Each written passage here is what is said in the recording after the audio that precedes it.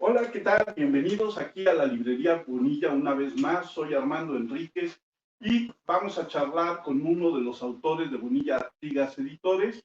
En esta ocasión tengo el gusto de tener conmigo a Nelson, a Nelson Álvarez Licona. ¿Cómo estás, Nelson? Muy bien, gracias por invitarme. Muchas gracias por aceptar la invitación. Vamos a hablar de un libro que se vuelve como un manual, ¿no? Pero primero quiero que nos cuentes por qué estudiaste antropología. Muy buena pregunta, ¿por qué sí antropología? Creo que mucho tiene que ver con una idea que tenemos de joven respecto a una vida de aventuras. La antropología me llevaba hacia allá, me llevaba hacia la posibilidad de ir a comunidades, a estar en campo. Yo creo que tiene que ver más con ese afán. Ya desde la preparatoria viajaba mucho de aventones, andaba por las carreteras, iba a las playas. Yo no sabía que existía la carrera de antropología. Después un amigo, después de varios intentos en otras carreras que nunca me satisfacían, me dijo, ya no te hagas tonto, lo tuyo es la antropología. Me recuerdo incluso cuando había marchas, sigue habiendo marchas por la Ciudad de México, y el contingente de la Escuela Nacional de Antropología e Historia era de lo más divertido. Yo no sabía que yo podía estudiar ahí.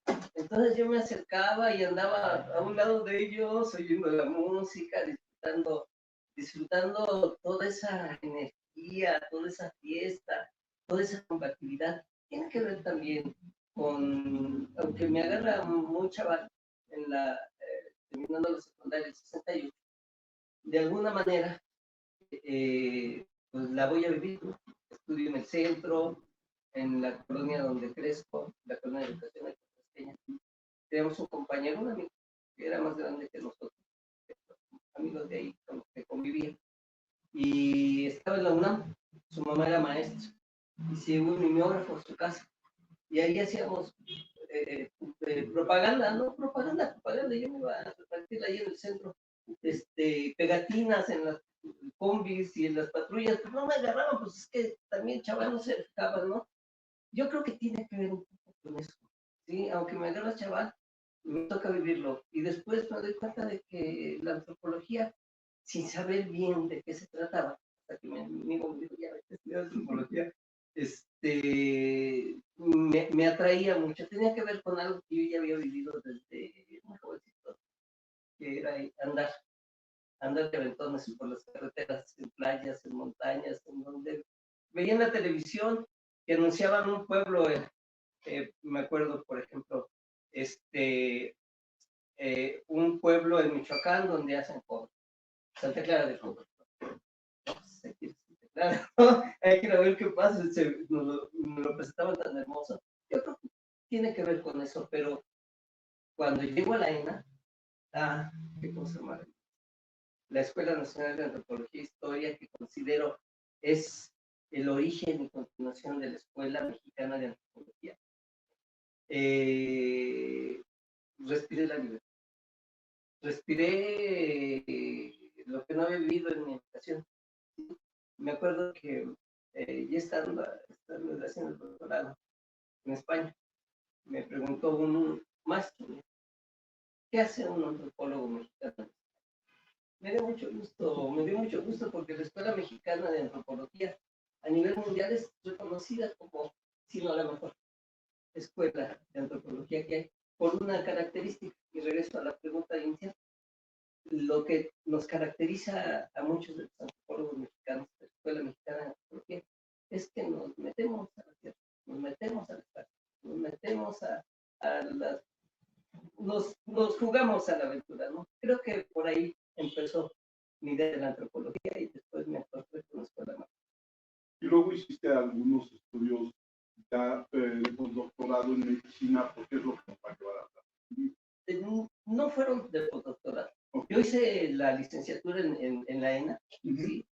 Y terminando la ENA, decidí junto con mi compañera de mi la doctora María de Luz Sevilla, ¿sí?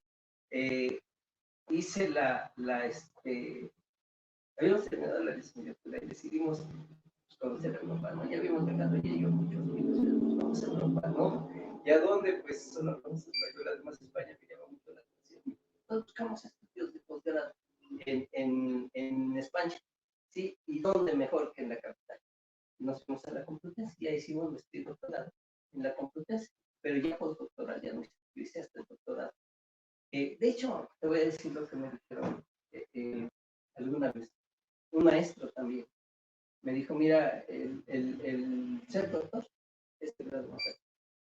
Después, como colaborador en CONACYT para la evaluación de postdoctorales, me di cuenta también de que el postdoctoral ha de servir para que los estados se coloquen, sí, trabajen, ¿no?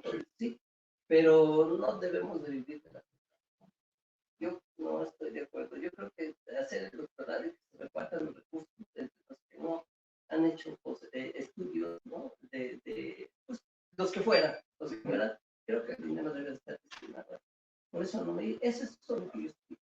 Okay.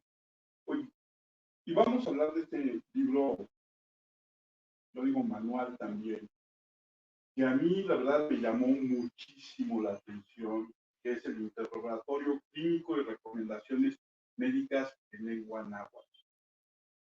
¿Por qué hacer este texto que no va encaminado a un lector común y corriente? Tiene un público muy específico, ¿no?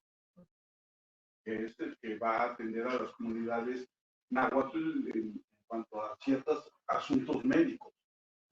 Sí, está dirigido a los trabajadores de la salud. Te lo voy a decir como siempre lo he pensado. Es una sencilla y noble idea. ¿Cómo surgió? Perdón que lo diga de esa manera, pero surgió de esa manera. No queríamos hacer otra cosa más que ayudar. Hemos trabajado en muchas comunidades. ¿Sí? De hecho, somos un equipo. Si tú ves, el libro está firmado por varias personas. Somos familia. ¿Sí? Yo, la doctora Sevilla, mi hijo Eduardo, que es psicólogo clínico, y Ricardo, que es maestro de trabajamos como equipo. Ese es el equipo que nos trabaja. Quizá uno de las comunidades que más nos dolió en el trabajo que hicimos, en los trabajos que hemos venido haciendo. Hicimos un registro etnográfico de pobreza extrema en México. Tuvimos como 40 comunidades distintas, la mayoría indígenas, pero estoy hablando del año 2000, y quizá de las comunidades que más nos dolió en ese momento fue Zongolica. Y de Veracruz, donde estaba, tú ves hacia la montaña de Zongolica. Nos sentimos que debíamos hacer algo. Y como equipo hemos regresado en muchas ocasiones. Todavía seguimos trabajando allá y en otros lugares, pero seguimos trabajando en la ciudad de Zongolica. Como ya para entonces, regresando del estudio de doctorado y en España, en la Complutense lo realizamos, regresamos a buscar trabajo en México, y donde tuvimos una recepción magnífica fue en la Escuela Superior de Medicina del Instituto Politécnico Nacional. Me decía un amigo, cuando me preguntan de dónde soy, y en España me lo decía, les contesto donde me traten bien. Yo soy de Poli, aunque soy politécnico, porque, mira, este trabajo lo hicimos con apoyo del Instituto Politécnico Nacional. Él financió, el Poli financió la investigación. ¿Qué pasó? Los trabajos que hicimos sobre producción de roseta, combate al SIDA, varios trabajos que hemos estado haciendo allá. Pues subíamos con 2 médicos a las comunidades más altas de allá de la Sierra Zongolica, que son comunidades muy aisladas. Ahora ya metieron pavimentados, ya pavimentados, se hacen agujeros a cada rato, porque es una zona muy dura. Pero ya se puede llegar, ¿sí? A algunas de las comunidades más altas. pues nos metíamos con ellos, subíamos en sus camionetas, nos invitaban a acercarnos a las comunidades y llegábamos hasta allá a hacer los trabajos distintos que hacíamos. Y nos dimos cuenta que los médicos que iban, pues no hablaban agua y daban su consulta en español. Se ayudaban a veces con algún traductor, sí, pero veíamos que la interacción, las personas que eran atendidas, solo decían sí, daban en la cabeza y decían sí, nos dimos cuenta que no había comunicación. ¿Sí? Y es que no manejan la lengua, es una lengua muy complicada, ¿sí? Armoniosa, pero muy complicada. Algo se deberá de hacer para que sean atendidos en derecho, ¿no? Como se merecen. No, pensando. Creo yo que la idea surgió una vez que vimos un cartel en el pueblo de Zongolica escrito en náhuatl. ¿Sí? Y cuando lo vimos así en náhuatl, dijimos, esto así no sirve, porque el náhuatl es una lengua tonal, ¿sí? Que se escribió en base al alfabeto. Entonces, cuando vimos ese cartel, dijimos, si eso está escrito en base al alfabeto, pues cualquiera que hable español lo puede leer. Si tú hablas solamente en náhuatl, no le vas a entender, ¿sí? No le vas a entender porque es una lengua hablada, ¿sí? No. Yo creo que por ahí son tantos años de estar en comunidad, ¿sí? Y es la asiduidad, no fue la casualidad. Y la búsqueda ya está. Si se puede hablar, ¿sí? Si lo escribimos en español y después se lee practicando un poco, que ni siquiera se requiere tanto, se puede hacer, se puede uno comunicar. El problema está en cómo se da el ciclo de la comunicación. Porque si ellos te hablan, aún con tanto sentido de náhuatl, no les entiendo. Les pido que hables muy despacio, ¿no? Entonces, si ellos te hablan, no les vas a entender. Entonces, lo que necesitamos es readecuar el documento para que con un sí o un no nos conteste. Interrogatorios clínicos y recomendaciones médicas. Las recomendaciones médicas son indicaciones, no requieren ni del sí ni del no, es una recomendación, son indicaciones médicas.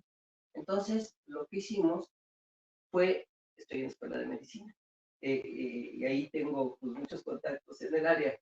Entonces, con los internistas, alumnos míos, empecé a explorar cuál es el mejor interrogatorio.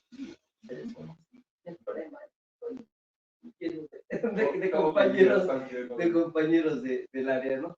Y me recomendaron lo que consideraron ellos, ¿no? Y retomé lo que procesé, sí, el mejor interrogatorio clínico.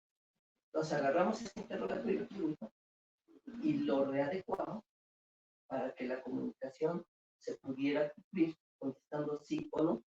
¿Sí? ¿Qué más sí? ¿no? ¿Qué más sí te aprende? ¿Sí? ¿Qué más sí? ¿no? Es todo lo que necesitas saber. Entonces, es el mismo interrogatorio. Nosotros no ponemos una letra más. Solo necesitamos.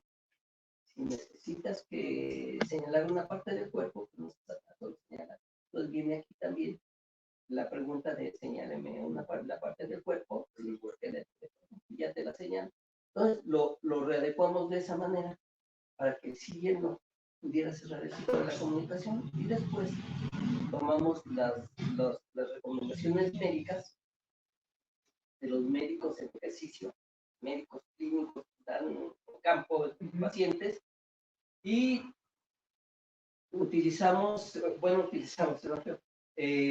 retomamos, ¿sí? De los médicos clínicos las recomendaciones que más hacían, pero de las especialistas que estaban más cercanos al interrogatorio del primer punto, ¿sí? Entonces, gastroenterólogos, cardiólogos del aparato respiratorio, los que más estaban, ¿sí? Entonces les preguntamos cuáles eran las recomendaciones que más utilizaban. Esas las hicimos al náhuatl, ¿sí? Y después con todo ese material nos fuimos a campo. De hecho, ya venimos de campo, nos fuimos a campo y trabajamos con parteras. Ok. Para que ese documento se validara. Pues nos fuimos, pero fíjate cómo fue. Elegimos personas de la comunidad relacionadas con el área de salud, parteras por eso, pero que fueran bilingües. Okay. Nosotros les hacíamos la pregunta en agua, ¿sí? Y entonces ellos nos decían, no, mira, sí, nosotros lo fuimos adecuando, lo fuimos dando las características que realmente permitían la comunicación. Y descubrí cosas encantadas, ¿no? Recuerdo que estábamos con una de las parteras, doña Jerónima, toda una autoridad de Jerónima. Recuerdo que íbamos por la sierra con doña Jerónima y todo el mundo y madrina y bueno, cosas que bueno, le digo, oiga, ¿cómo son sus paquetes? Traje todos estos al mundo. He tenido como 200 partos aquí. Entonces, gente muy, muy prestigiada, con los años de trabajo y el reconocimiento de que nuestras estancias allá, como Politécnico, de otra manera, será para ayudar. Ese es el sentido de nuestra institución. Sí, esa es la vocación de nuestra institución. Entonces, me dijo algo muy bonito. Estoy preguntando acerca de, oiga, ¿por qué dije la palabra? ¿Con qué decisión toma que no sea la palabra que nosotros proponemos a usted? Dice, ¿qué es esto? La respuesta fue encantadora. Pues, lo que suena mejor. Fíjate qué encanto, ¿no? Eso sí me encanta, ¿no? Sí, claro, porque entonces valida esto que nos contabas, que es una lengua tonal. Sí. ¿No? Muy. Es tan grata que ellos mismos la reconocen. Y cuando digo de ellos mismos, hablo de muchísimo tiempo. Cuando náhuatl se decidió para hablar de una cultura, y náhuatl significa bailar tomando de la mano. Ah, qué cosa más bella, ¿no? De eso hablamos, ¿no? Esa definición la saco del Simeón, de mi Simeón, No, yo no le invento, No, saben organizar qué las bonito, cosas. Pues esa es una lengua muy grande. Entonces la poníamos con ellas, nos decía, esta no está bien, la adecuamos, sí, pero con el primer contacto es con bilingües, trabajadores de la salud, parteros, y después ya reestructuramos todo el documento y volvimos a regresar a campo, ¿sí? Pero ahora con monolingües, de nada, pero apoyadas con las parteras, no, con ellas. Ah, ok. Con ellas mismas. Con ellas mismas, ¿sí? Y vimos que funcionaba porque, mira, el sentido del trabajo de este libro, de esta guía, el manual, le llamaste, me gusta manual. Me gusta manual porque es un cuaderno del campo, y ahora te platico eso.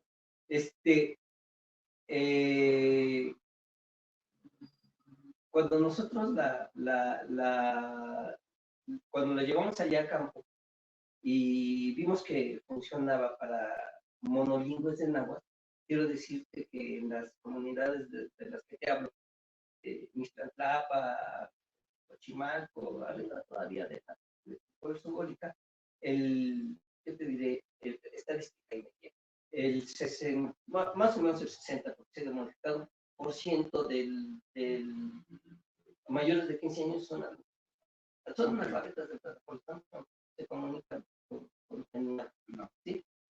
El sentido de este libro es llevar que los médicos hagan un interrogatorio y recomendaciones médicas a monolingües y a personas que poco hablan español, perdón, ¿sí? Y bueno, las sorpresas han sido maravillosas, porque primero, claro, los que no hablan español más que entendido el sentido, pero los que hablan poco español, ¿sí? Sucedió algo muy interesante, a unos que hablan más español de lo que creían, ¿sí? Sucedió que el libro se convirtió en una fuente de comunicación muy amigable, porque los náhuatl las personas, los pacientes, ahora sí, los pacientes, ¿no? Náhuatl, ¿sí? Reconocían el esfuerzo del médico, del tratador de la salud, y por el esfuerzo que hacían para comunicarse, ¿no? Y eso permitió dos cosas. Primero, una mayor integración. Y segundo, la reconstrucción de su identidad de los mismos médicos tratadores de la salud, al tener la cercanía, el contacto con comunidades donde se vieron mucho, donde se vive de manera muy agradable. Entonces, sorpresas que va dando el trabajo, va generando cosas muy gratas. ¿Sí? Yo por eso te decía al principio, fue ¿cómo decir? Es una noble idea. ¿Sí? Y decías ahorita, un cuaderno de campo. ¿Por qué un cuaderno de campo? Y el diseño del trabajo, ¿sí? Primero porque tiene una aplicación inmediata, ¿no? Y después porque en el diseño de este trabajo, la editorial Bonilla participó de una manera muy interesante. Claro, platicando con ellos, comentándoles mis intereses, pero lo entendieron de una manera muy interesante. Primero hicieron un tamaño de un libro que cabe en la bolsa de una bata, de un médico. Okay. ¿Sí? Y después en el interior metieron unos espacios para tomar notas. Y cuando por aquí están, deben de aparecer. Mira, observaciones del médico tratante, ¿no? Entonces hay notas. Cuando yo lo vi, esto de las notas, cuando yo vi lo de las notas, y también dije, sí, yo me la casa de la sierra en campo, ¿no? Pero digo, es que esto es un cuaderno de campo. Esto es para traerlo acá y hacer las anotaciones, porque además en el diseño, y fue nuestro, dejamos un espacio para otra variante de nada. Hay muchas variantes de nada, ¿no? Lo hicimos en base a nada clásico, ¿sí? Pero hay otras variantes. Dejamos el espacio para que hicieran las adecuaciones de los médicos, lo que convierte en un documento personal para que los médicos lo lleven consigo. Un documento personal, un documento valiosísimo, porque tú creo que ya lo definiste como esta relación con el paciente, le estás dando sus derechos naturales. O sea, ya no solamente es, a ver, yo autoridad blanca te digo cómo, sino te escucho en tu lengua. En náhuatl, que es la lengua nativa más hablada en nuestro país, ¿no? Es hay como 30 millones de hablantes de náhuatl. Por eso no sé. ¿No? Sí, 2 millones. ¿2 millones? Sí. Pero ya es un montonazo. Es un montonazo. Pero fueran pocos, todos tenemos derecho. Exactamente. Y tú les estás otorgando un derecho correcto de la salud con este libro, que es una verdadera joya.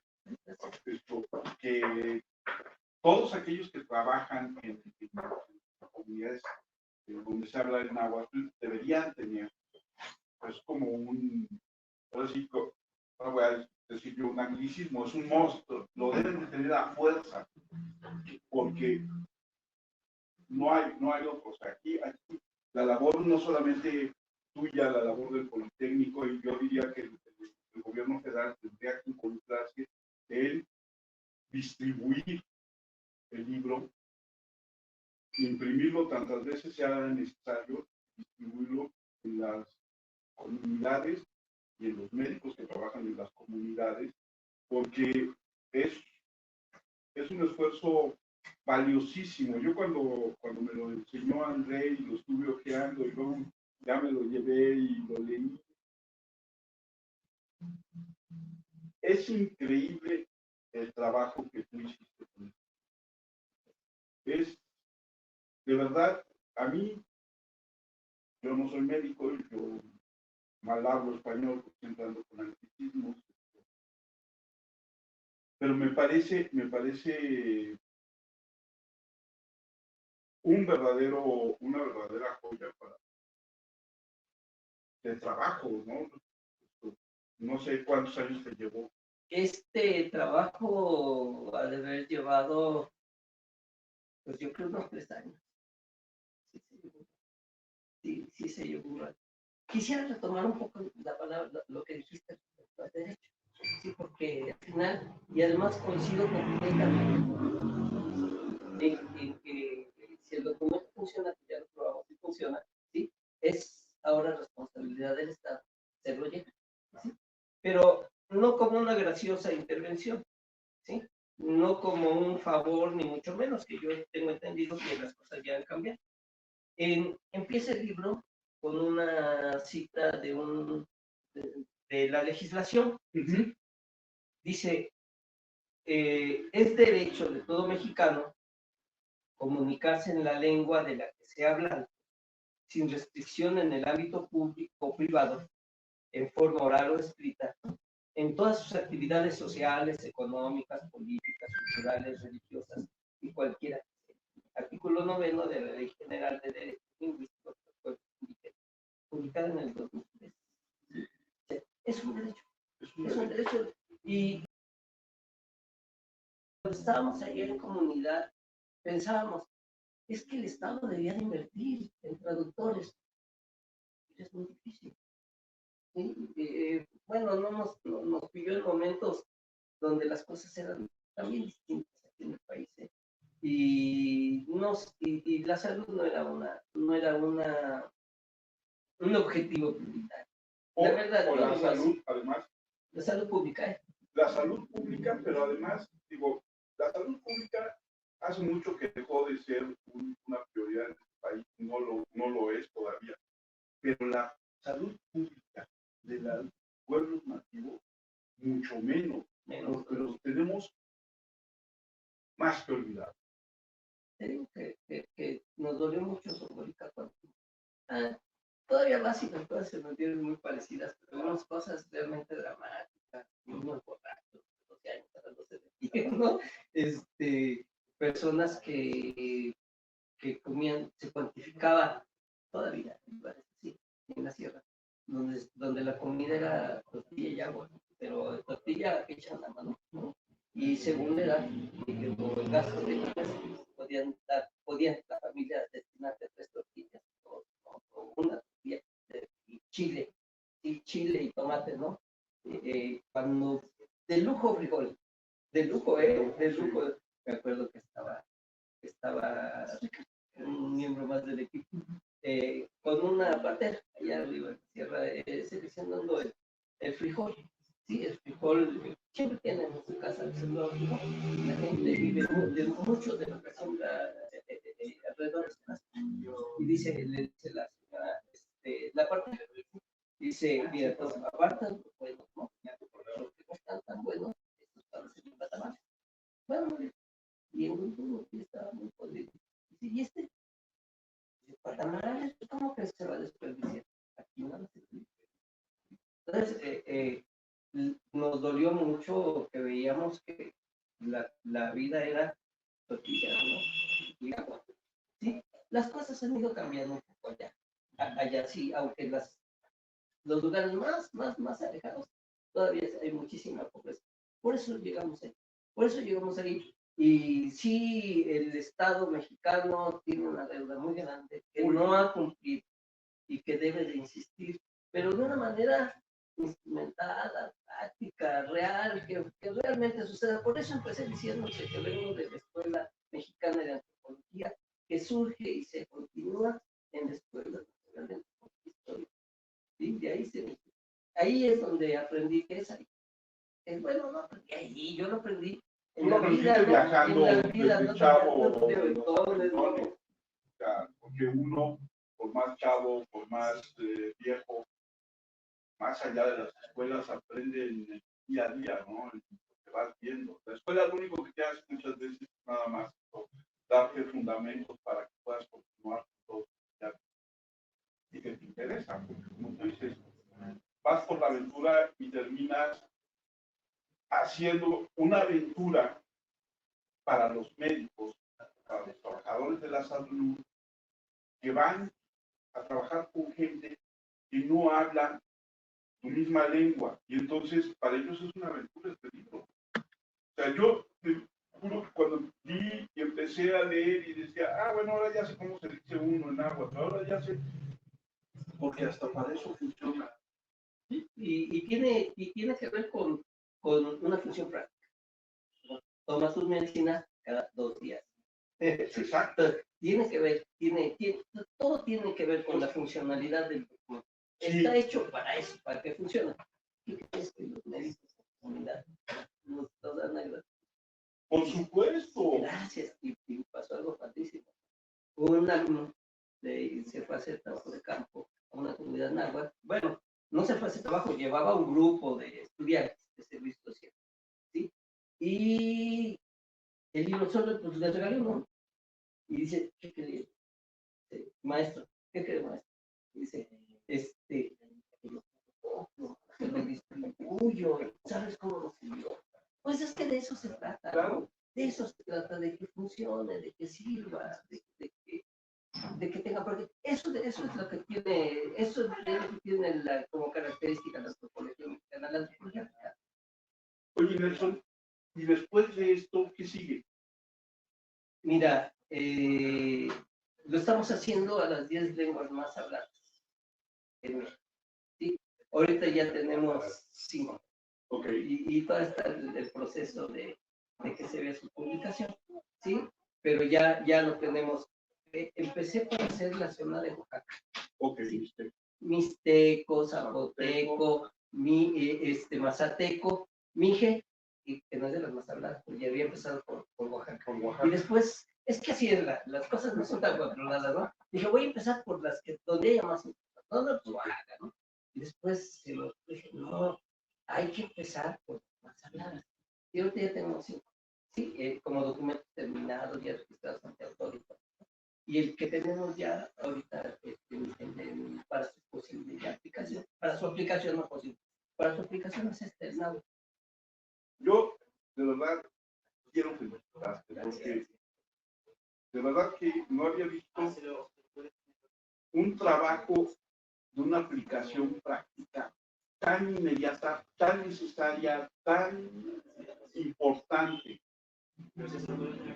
Yo confundo números, yo dije 30 millones, dije 2 millones, pero 2 millones hay ciudades que no tienen 2 millones de habitantes.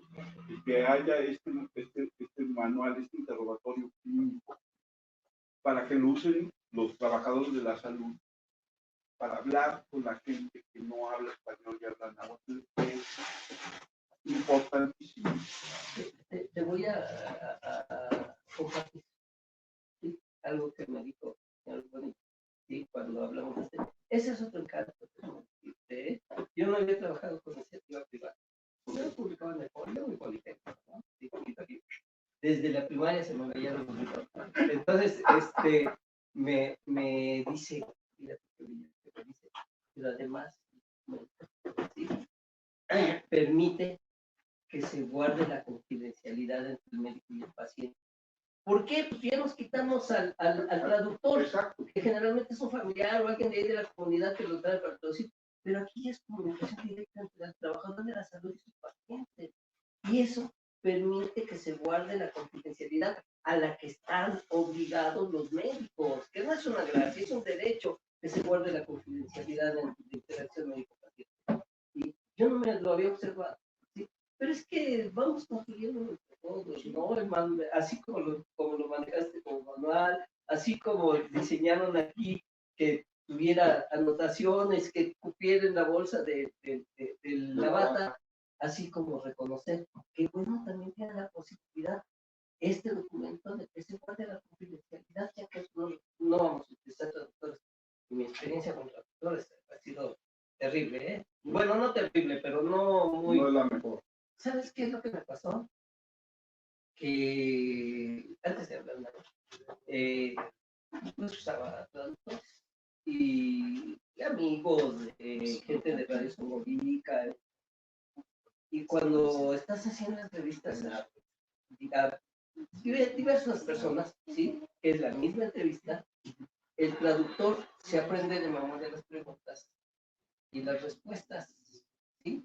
Y entonces empiezan a participar, ¿sí? A veces acortando las preguntas, no saben el sentido de por qué pregunto como pregunto, ¿no? Claro. Y dándoles respuestas anticipadas. Entonces, los traductores no me funcionaron tanto como yo creí. Se volvieron protagonistas. Pero sí, eso pasó. ¿Crees que sí? Protagonistas en dos sentidos. Uno, en el sentido de su participación, y dos, en que trataban de facilitar las cosas, de hacerlas más económicas, en el sentido de menos desgaste, puede salir más rápido. Entonces, pero eso es otra característica del documento que yo no le había visto. Se guarda la confidencialidad. No, y además se crean vínculos, porque entonces, si yo te hablo en náhuatl y tú me respondes, empieza a haber una confianza, ¿no? Y empiezo a lo mejor yo a contarte otras cosas que de otra manera más artificial con el traductor o solamente buscando respuestas que yo pueda entender, no se va a dar. Porque entonces, como tú decías hace un momento, entiendo el esfuerzo que estás haciendo por comunicarte en mi lengua y yo también te doy la confianza de contarte cosas que a lo mejor no te cuento. Sí, pero es que, mira, de por sí el médico, aunque no habla tu idioma, es una carrera donde aquí en México los queremos mucho. De veras, a los médicos les apreciamos mucho. ¿Por qué? No solo porque nos regresan la salud, porque curan a nuestra familia, atienden a nuestros hijos. ¿Cómo no los vamos a hacer? ¿Sí? Si ya de por sí eso se da, si a eso le metemos en comunidad el esfuerzo por comunicarse, entonces se va más allá después. Primero, se cumple su función, que es atender el derecho a los pacientes, ¿sí? Pero se va a otro nivel, ¿sí? Se va al nivel de la interacción social en comunidad. Por eso me gusta mucho hablar de este libro, calificarlo como un puente de comunicación. Bueno, y estás en lo correcto. Además, como tú dices, creas comunidad y de alguna u otra manera estás creando, porque estás creando que la gente ya no vea ni los monolingües del náhuatl ni los monolingües del español, veamos al otro como una cosa ajena a nuestra realidad. Sí, y sí, padrísimo lo que dices, ¿eh? Ajena a nuestra realidad porque construimos realidad. Exacto. Y en y la vida es este fluir, ¿no? Y en en esta construcción de realidades donde los otros elementos que son muy gratos, que son muy agradables, se ríe mucho en comunidad, se goza mucho, sí, pasan muchas cosas, sí, lo sé, sí, a lo mejor por antropólogo, a lo mejor por andar de aventones, pero no hay como un café ante una leña ardiendo, independientemente que pudiera estar aguado el café y el pan medio corriendo. Exacto. Estás ahí en la tarde con ellos, sales ya de la consulta y comunicas. Fíjate que nosotros creemos que el documento tiene un impacto en el usuario. Y el usuario está dirigido para que lo usen los trabajadores de la salud. Está diseñado para los trabajadores de la salud. Tiene impacto. Tiene impacto. Va generando, va ayudando. Va solamente con realmente los límites. No es un instrumento. Pero va ayudando a hacer comunidad, como tú dices, que se ve ya en comunidad. Sí, por supuesto. Y digo, tú haces este esfuerzo en el ámbito médico, ¿no? Y como nos contabas ahorita, ya luego platicaremos cuando estén los siguientes publicados, platicaremos de cuál te va a costar más trabajo, cuál menos, ¿no? Ese tipo de cosas. Pero este es un paso y un ejemplo para otras disciplinas donde tiene que existir esto. O sea, yo me imagino un interrogatorio legal, ¿no? O sea, ¿dónde está el documento que un abogado puede usar en un caso criminal o en un caso familiar o en un caso con esta misma sencillez, con esta misma claridad, con esta misma metodología, ¿te parece? Sí, vamos a decir metodología, pero yo lo que, sin ser médico, yo lo que me maravillaba, lo leía y decía, es que si yo llegara hoy a una comunidad que nada más habla náhuatl, les podría preguntar cómo se sienten y si les duele algo. O sea, esta manera de tan sencilla y en este caso tan amena, en que cuentas o en que creas cómo hacer un laboratorio. Y creo que faltan todas las disciplinas que nos podamos imaginar. Creo que no solamente es una piedra angular en el asunto médico, sino que es el ejemplo a seguir de todas las demás disciplinas. O sea, lo que tú estás haciendo o lo que hicieron tú y tu equipo en este libro, todo el mundo debería estarlo volteando. Padre, gracias, muchas gracias. Muchas gracias porque ya ahorita ya vemos que está cumpliendo ya su función. ¿Por qué anda por allá? No, por la Eso es lo importante, no lo que yo diga, que ande por allá, que la gente lo esté utilizando y reconozca esta parte, que luego se vuelve muy ingrata, porque no van a llegar todo el mundo a tu vehículo o a tu oficina y decirte, gracias Nelson. Pero ahí está el trabajo, y como tú dices, se trata un poco como de economía, de dar, ¿no? De aportar a no solamente a las comunidades, sino al país. Es que, por lo menos yo lo veo como como un compromiso que asumo con todísimo gusto, porque el barco me lleva a la sierra. Pero fíjate, estudié gracias a las becas. Hice el doctorado, Lucy, el doctorado Sevilla. Hicimos el doctorado Eduardo y Ricardo ya es maestro en antropología. Hemos estudiado gracias al apoyo de las becas del Estado. ¿Sí? Me acuerdo que cuando nos becaron para irnos a estudiar a España, pues nos dieron la beca, nos dio muchísimo gusto, porque vimos a conocer España, siempre conocer ahí, las cosas de ella. Me dijeron, es una beca préstamo. Y cuando me dijeron eso, pues me puse a temblar, pues yo de dónde no tengo dinero, ¿no? Y fui a conocer, ¿saben qué? Porque yo no se los voy a poder pagar. Fue muy bonito porque ahí encontré, ¿cómo que renuncia? No debe de renunciar, nos va a regresar lo que le vamos a apoyar. Ahí está. Ahí está. Aquí está. Ahora ellos te deben.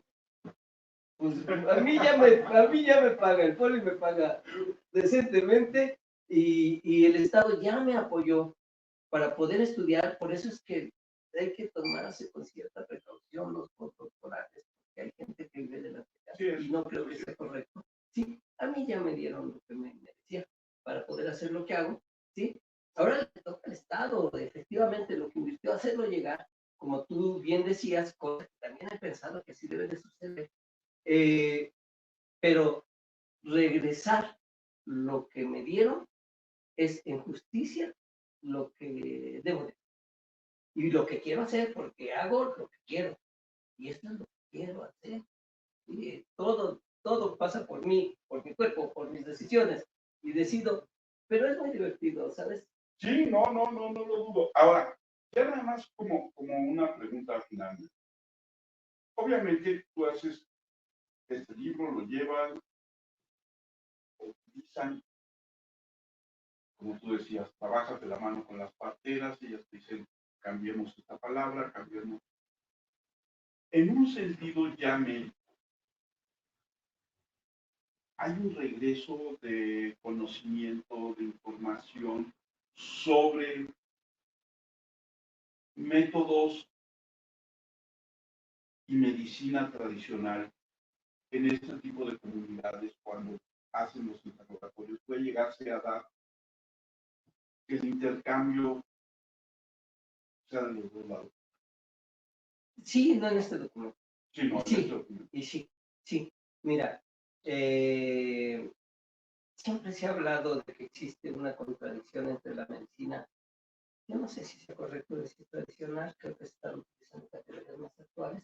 Sí, pero la medicina que se hace comunidad, voy a decirla de esta manera, que tiene que ver con plantas, que tiene que ver con técnicas muchísimas. ¿Sí? Mira, por ejemplo, yo soy ahorita, existen sopladores, que soplan para se echan, creo que es alcohol y soplan, ¿no?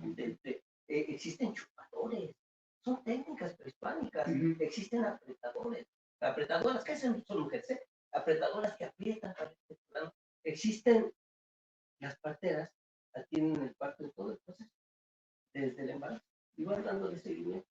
Me decía doña Licha, nos decía doña Licha, una amiga nuestra de ella, una partera súper reconocida en toda la sierra.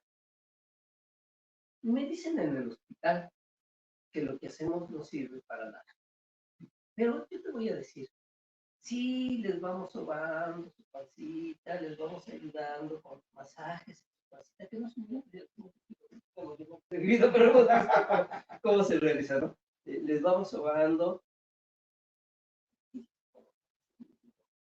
Aquí en la sierra no es cesárea, es rarísimo. Y cuando hay problemas en el parto, también del IMSS capacitan a las parteras para que conozcan el problema y los canalicen con anticipación. Está bien estructurado, ¿eh? Dice, pero me dice encantadoramente, les ayudamos a acomodar el niño, y esa es la gran cosa, y por eso no es necesario. Pero si eso no fuera, tú no vas a ver a mujeres de la comunidad con estrías en el pie, porque los tenemos bien aceitaditos, ¿eh? Entonces, no hay contradicción desde la visión de la parte, ¿sí? Toma tus medicinas, y luego pasas de otro, pues, ya procedimientos que no tienen, no son violentos, ¿sí? La intervención sobre el cuerpo no les pone al pie, te aprietan, te dan masajes, ¿no? Te chupan, te soplan, ¿sí? Pues te dan test, ¿no? Sí, yo entiendo que los test, que cualquier sustancia que introduzca tu cuerpo puede traer algún efecto adverso, pero son test que han probado durante siglos, digo siglos, durante muchísimo tiempo, ¿no? Se conoce ya la eficacia de estos medicamentos, bueno, la eficacia tiene que ser medida, pero se conoce, se hace bien, ¿sí? Y la siguen utilizando en la visión de ellas, de los médicos tradicionales, hablamos de las mujeres, los médicos tradicionales, no hay contradicción, se complementan, no desde la visión del hospital. Sí, no pierdas el tiempo, te vas a ¿no? Ha ido cambiando un poco.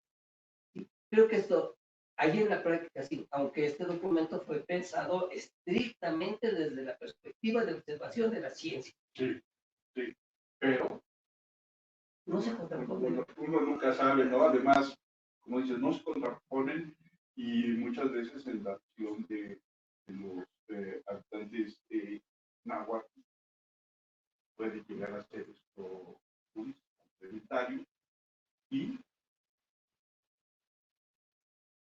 en ese ser complementario también intercambiar conocimientos.